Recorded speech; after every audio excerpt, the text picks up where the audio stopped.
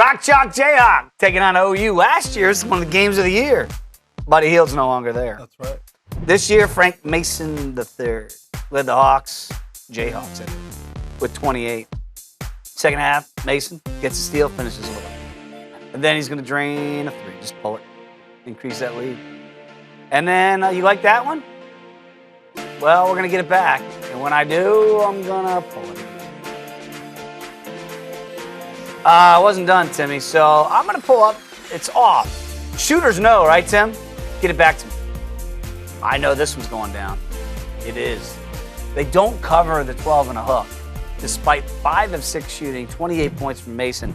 Of course, Kansas, when you're talking about the second best team in the country, they're a threat to win the national championship. Now number 1 team. Right, because Baylor, bye-bye. And I think that's the storyline there, was they knew the score of the Baylor game. They had seen, come on, they're in an arena. They're in Big 12 country. They see the score that Baylor's getting beat up by West Virginia, and they think to themselves, hey, we got a shot here. Oklahoma was winning this game in the first half, and we watched kind of Kansas implore its will all over the Sooners. Sooners lost a lot from last year's team, obviously headlined by Buddy Hield.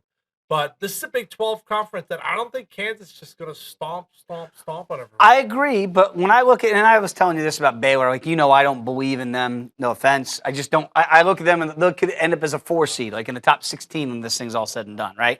Kansas, no. They're going to be a top 5 team, but is it Frank Mason or bust for them to win the national championship? I mean, they got talented freshmen, we know that. I mean, he's at the bar. Yeah, like, does he have to play like this for them to go and win the national championship? Probably so. It seems like he's been in Lawrence since like 1984. Wow. He's been there forever, but he's really evolved as an offensive player. And we saw early on in the season at Madison Square Garden his willingness to kind of take the big shot and make the big shot. It just seems like the bigger the stage, you got a veteran guy who's been around the block. He wants to be on that stage.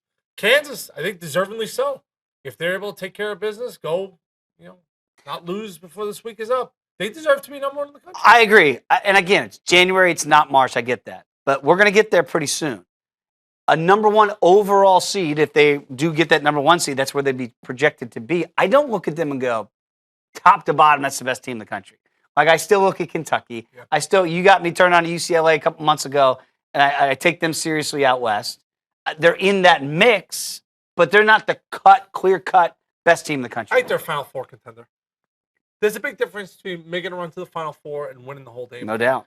So I think they are a legit contender to win the whole damn thing. They're not going to be my pick, but I think they're a legit threat. And Bill Self, ever since he's been in Kansas, seems like every year they're either a 1 seed or a 2 seed.